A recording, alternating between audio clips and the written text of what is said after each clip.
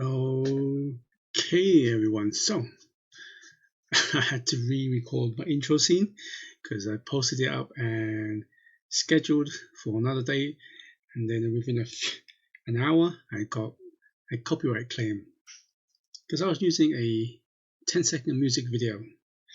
So I quickly took that down and changed it a little bit. So welcome to Talking Geeky Stuff.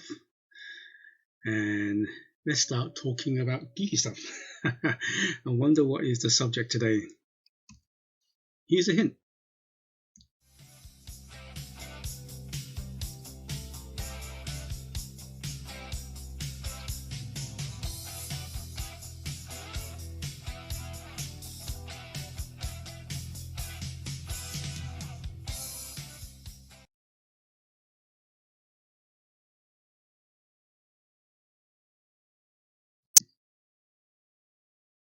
Video games, physical versus digital.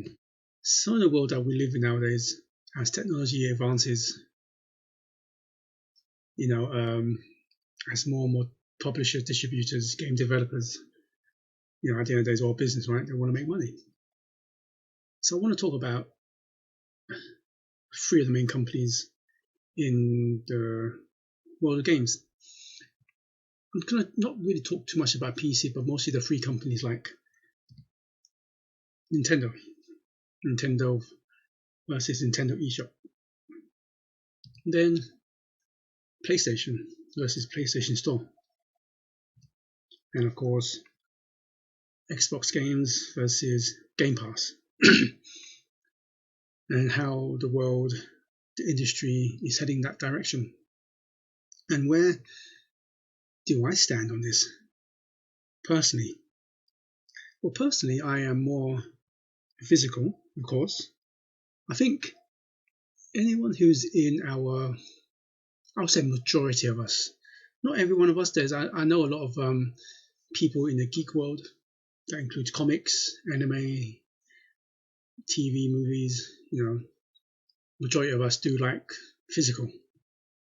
I think it's some sort of credibility as well. I think it comes psychologically, where I don't know about you, but sometimes I look at my games collection, just stand there. I actually enjoy, just taking them out, give them a good clean, place them in place, maybe do alphabetical order, or put company or developers in one section, then maybe change it to by genre and so on.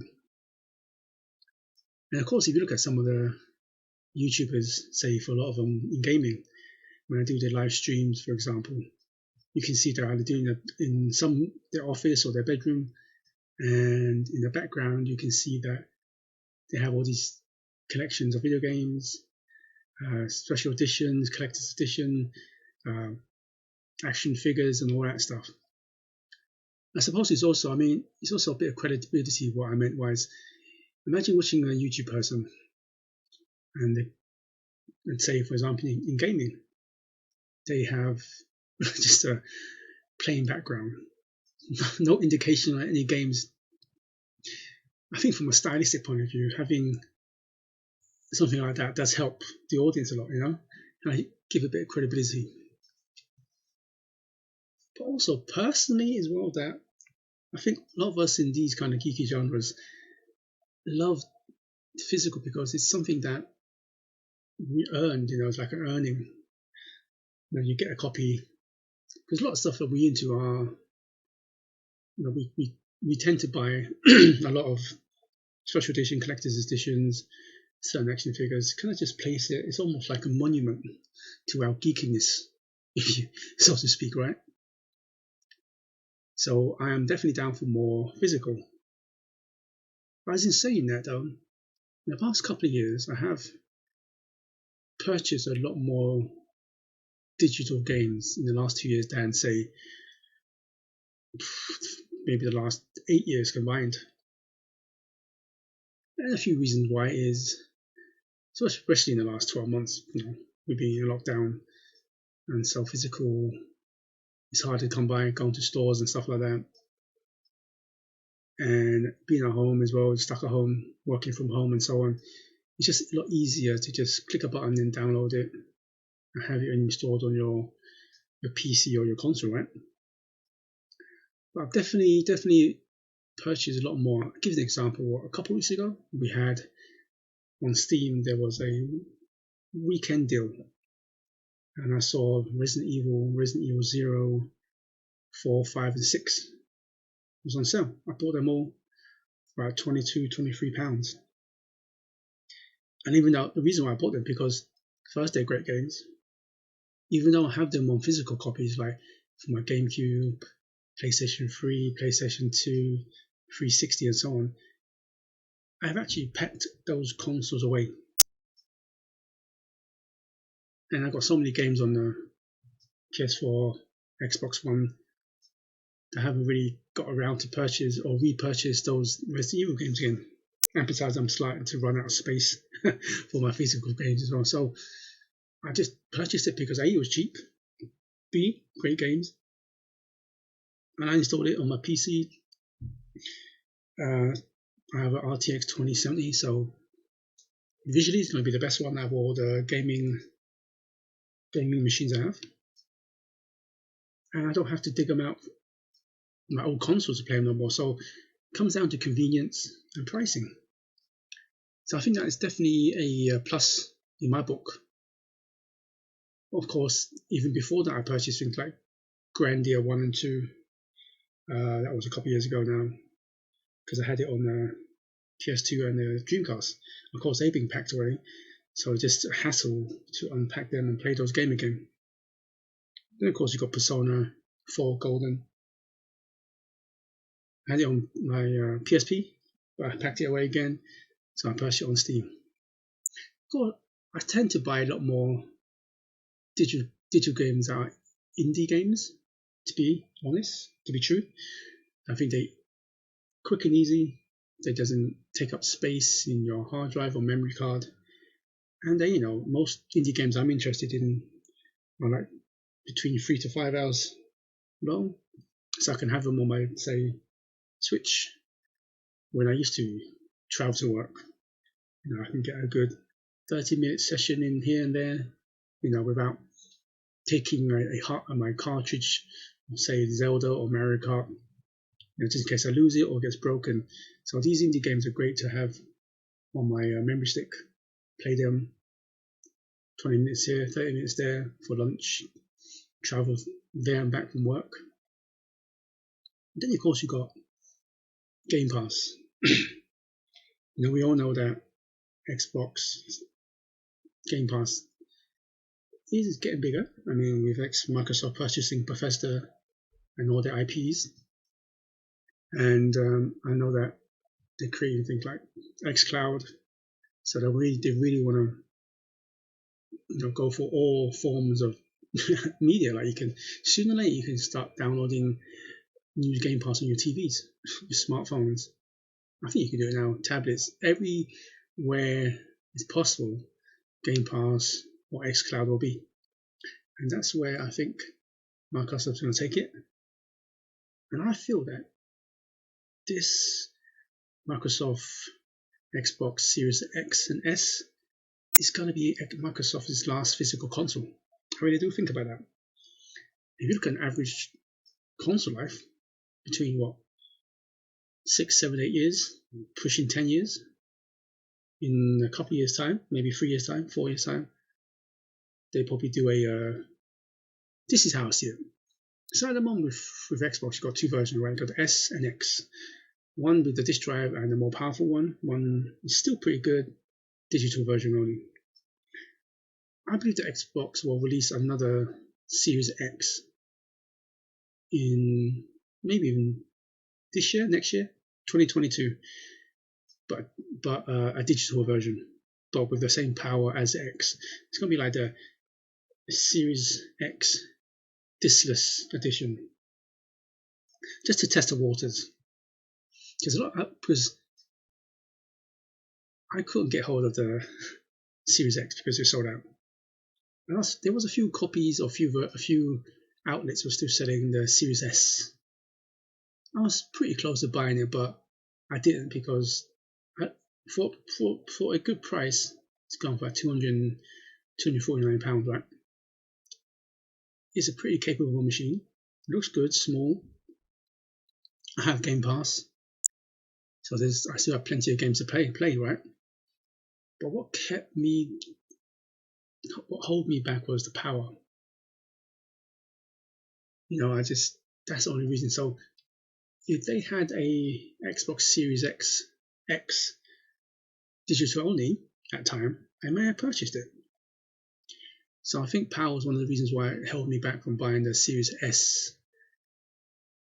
I think I think this Xbox would probably be Microsoft's last physical console. Then after that, it's all digital for them. Sony may, at the moment, I think Sony's still got maybe one more console with them. But that all depends on the last 2 to 3 years of PS5's life. Yeah, at the moment, they're probably still edging a little bit more sales on physical. Correct me if I'm wrong. But in the last maybe 2 to 3 years, we see a big increase on digital sale versus physical sales, and maybe a lot more sales on PS5 digital. Sony might suddenly change the plan and call it a day on the physical console. But at the moment, I still think Sony still has one more physical console after the PS5. Which leads me to Nintendo. Nintendo, out of all the companies, will probably still be the most physical you can get, I think. So I still see Nintendo maybe have 2 more consoles, physical. I think Nintendo really wants, as a company, they're really old school. So I think that they really want to maintain a physical presence. They will turn to digital when the market changes, the market forces them to take that action. That's when Nintendo will change. I don't think Nintendo will go digital willingly. I still think they'll play it safe, as in have both physical and digital, even though their sales are like split down the middle, 50-50. But Nintendo realizes their IPs are valuable. People still like to have their physical copies of the Legend of Zeldas and Mario's, special editions of those as well, special edition of their consoles and so on. So Nintendo realizes that and know their value. The only time they'll go full digital is when the market forces them. That's what I think will do that. Where Sony's kind of in between, they probably have two plans, a backup plan and a main plan, and that can kind of switch back and forth. I think currently they like to play the in-betweener, both physical and digital, and they're probably just waiting to see which market opens up faster, which market is heading to, where the money is at. That's where I think Sony is. Microsoft, I have a feeling they wanted to go full digital this generation, but I think that I think the market wasn't there yet. But Microsoft's out of the three, they're the one who's they are going to go full on digital first. They're going to advocate that. They're going to buy more companies out. They're going to get that Game Pass Ultimate going, more games. They're going to try and put xCloud on any formal platform as possible. And I'm hoping they will kind of get rid of live,